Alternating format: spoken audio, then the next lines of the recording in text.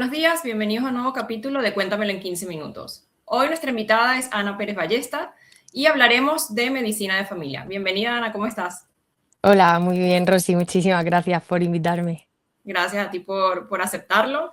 Y bueno, Ana, es una especialidad muy bonita, la medicina de familia. Vamos a hablar, si quieres, de cuál es el paso a paso para llegar hasta ahí, ¿vale?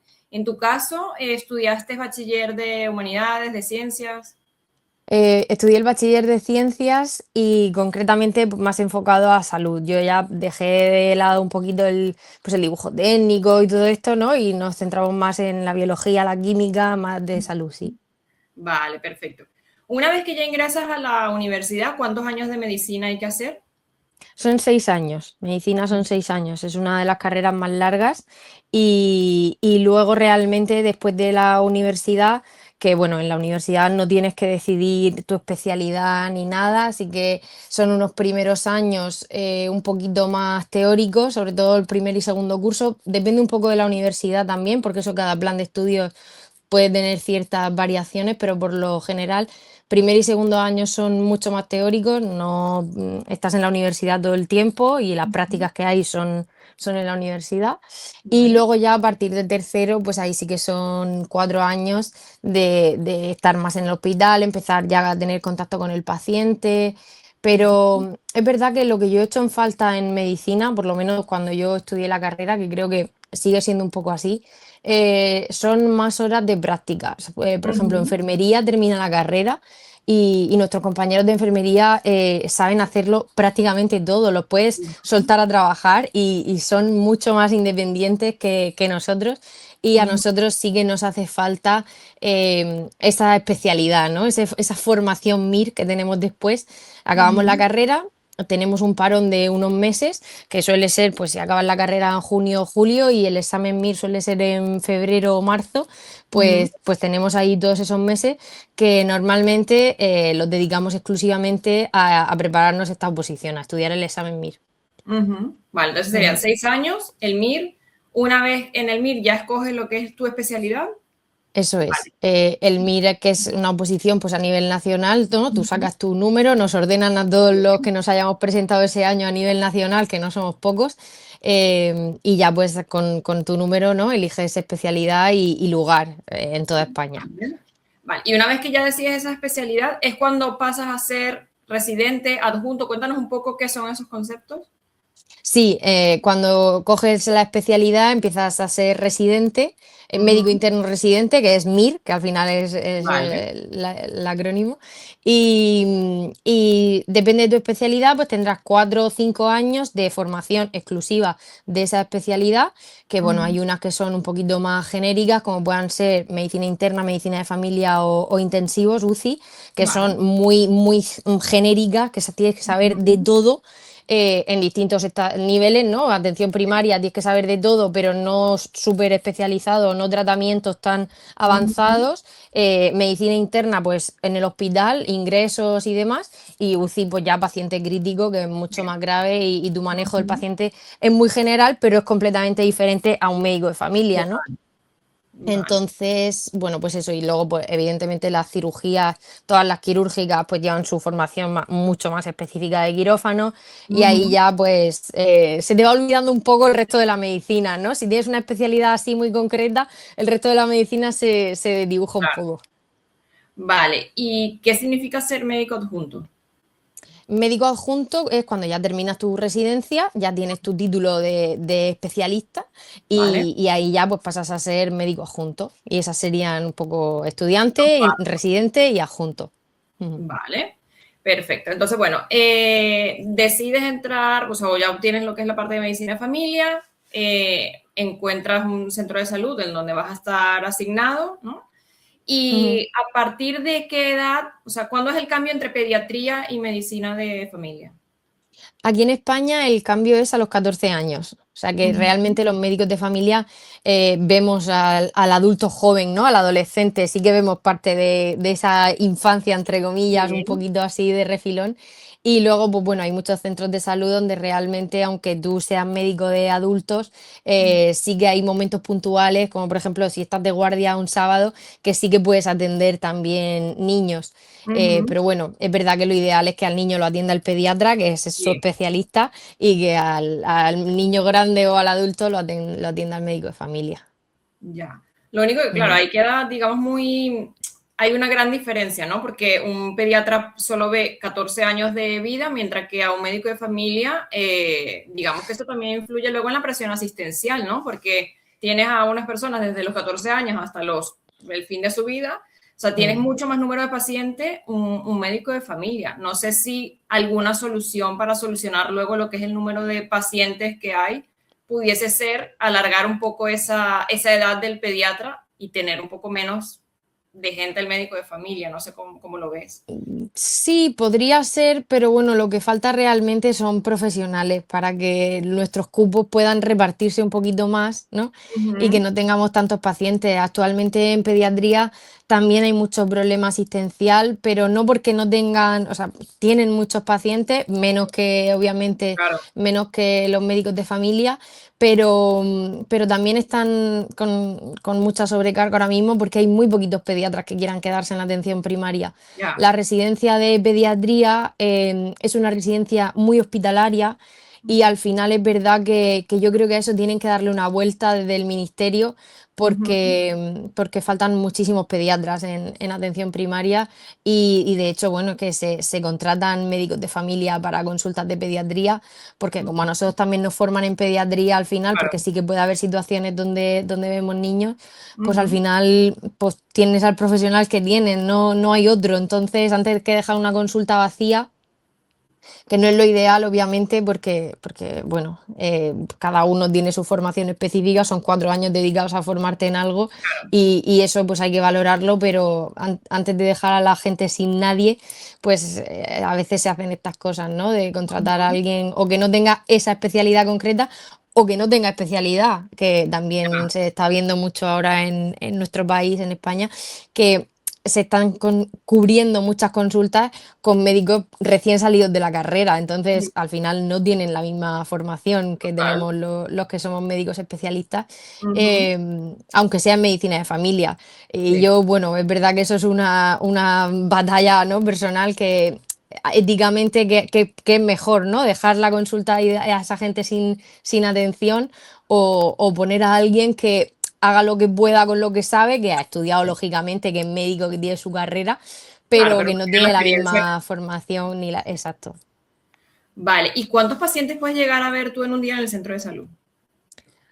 Puf, pues esto depende muchísimo del centro de salud y la época del año. Ujú. Mi máximo en época de gripe en el centro de salud anterior donde estuve trabajando, y bueno, por problemas de que una compañera un día se puso mala y tal, mi máximo han sido 82 personas atendidas entre citas presenciales y citas telefónicas, que eso es completamente una locura, es Claro. inasumible en una mañana atender a tanta gente. Pero bueno, se está intentando que el límite sean entre 35 y 40 pacientes, que ya son bastantes, Sí. pero es un ritmo al que se puede trabajar bastante bien Claro, y dar una atención y correcta. dar claro, exacto. Ujú. Vale, ¿y hay algo que hace el médico de cabecera que no pueda hacer el resto de especialidades? ¿Algo que tengáis vosotros? Pues para mí lo más importante que hace el médico de familia y que se debería luchar mucho más con las condiciones laborales que tenemos ahora es la continuidad, ¿no? El tiempo que te atiende tu médico de familia, porque está más que demostrado, hay estudios sobre esto, que cuantos más años tienes a tu médico de familia, más vives, tienes menos ingresos hospitalarios, hay menos mortalidad, que al final que tu médico te conozca alarga tu vida. Total. Entonces, eso para mí es lo más importante de la medicina de familia y que creo que otras especialidades no pueden hacer. Y luego, pues bueno, tema de bajas y otras cosas un poquito más administrativas que también las llevamos nosotros. Ujú. Pero bueno, para mí lo más importante y a nivel médico, ¿no? Y a nivel, lo importante para toda la población es eso, tener el mismo médico de familia es nuestro privilegio realmente. Sí, no, y de los pacientes también. Al final se Mm. crea una relación que quieras o no. No lo vas a lograr con un especialista que ves un día y no lo ves más nunca. Tu médico de familia al final se convierte en tu amigo, psicólogo, de todo. Sí, sí. Vale, perfecto. ¿Y qué problemas, aparte de la parte asistencial que tenés ahora, ves que se podrían mejorar en atención primaria? Pues, como te digo, el tema los tiempos, ¿no? Por paciente, ya no solo el número de pacientes que vemos al día, sino el tiempo que tenemos asignado a cada paciente, porque en ¿Cuánto esas suele ser más o menos? ¿Cuántos minutos? pues en esas agendas con tanta presión, que no son las de 35 o 40 pacientes, pues puedes llegar a tener un paciente cada 5 minutos y si viene alguien de urgencia, te fuerzan la cita a la misma hora que está citada Ya, otra persona. O sea, que se van amontonando, ¿no? sí, sí, sí. Entonces, pues eso es inasumible. Mis pacientes en el centro anterior, que yo ya llevaba allí casi 2 años, ya Ujú, sabían que allí había mucha presión asistencial, había poquitos médicos para toda la población y era una población creciente, es decir, cada vez teníamos más pacientes. ya, Ellos ya sabían que yo a las 11 de la mañana pues llevaba media hora, 40 minutos de retraso, porque es que es claro, imposible dedicarle 5 minutos a cada paciente. Hay gente que necesita un día 1 minuto porque viene a hacer algo rápido y hay otros, personas mayores, por ejemplo, que entre que se levantan cuando los llamas, se sientan y te dan los buenos días, ya han te pasado los pasan los 5 5 minutos. minutos. Entonces, hasta que te cuentas lo que les pasa, pues pasan 20, 30, depende de la persona, que a veces hacen falta más, lógicamente. Ese es Claro, uno de los principales problemas. Y bueno, y que la especialidad al final, es la especialidad, que más plazas tiene, en el MIR, ¿no? Que ujú, somos más para que la gente la elija. Y en los últimos años, pues estamos teniendo, por las condiciones laborales que hay ahora mismo, muchas plazas vacías. Entonces, que no se están cubriendo de plazas de MIR, con lo cual, pues dentro de unos años habrá más falta todavía de médicos de familia. es Y que muchos de preocupante. nuestros, sí, es preocupante, y muchos de nuestros compañeros que son de aquellas primeras generaciones de médicos de familia Sí, se jubilan ya, ya han claro, empezado a jubilarse todas esas primeras generaciones. Entonces, de aquí a 5 años, como no haya alguien en el gobierno que tenga esto en mente, la atención primaria va a sufrir mucho, mucho total. más que como estamos ahora, sí. Y quizás pudiese, esto ya son suposiciones, bajar la nota de entrada a medicina para intentar cubrir esas plazas. ¿Crees que puede pasar? Lo que se está haciendo es bajar la nota de corte del MIR. Es decir, si tú Ujú, has aprobado el examen, aunque no te hayas quedado en un número como para elegir plaza, si se vale, quedan plazas desiertas, sí que se está cogiendo un poco de repesca, ¿no? A las personas, a los siguientes que están en la sí, lista y se les pregunta si quieren coger alguna plaza de medicina de familia, porque antes que dejarlas desiertas, pues al final es un médico que ha hecho su examen, efectivamente. que con nota, la nota del examen la ha aprobado, aunque no haya pasado el corte del número de plazas. Pero bueno, es que también es verdad que las plazas, a lo mejor, no me acuerdo en qué números están exactamente, pero bueno, hay alrededor de 7.000 plazas que se ofertan aproximadamente, no me lo sé Sí, exactamente, pero se presentan al examen más de 15.000 personas, es decir, la mitad de de los médicos que se presentan no pueden coger plaza. ya, Entonces, son personas completamente válidas, porque al final, pues un examen, no determina el tipo de médico que vas a ser, porque puedes tener un mal día y que te salga mal el examen. Y bueno, a mí, ofertar, ¿no? Al siguiente de la lista esa plaza que se ha quedado, vacía, sí que me parece una medida, claro. bueno, pues dentro de la situación que está bien, ¿no? Ujú. Vale. ¿Y cómo decide un médico de familia cuándo tratar el problema, él o ella, y cuándo derivar a un especialista o a urgencias? Bueno, a urgencias, lógicamente, depende de cómo está el paciente, de la gravedad de los síntomas que te cuenta y de lo que le pase.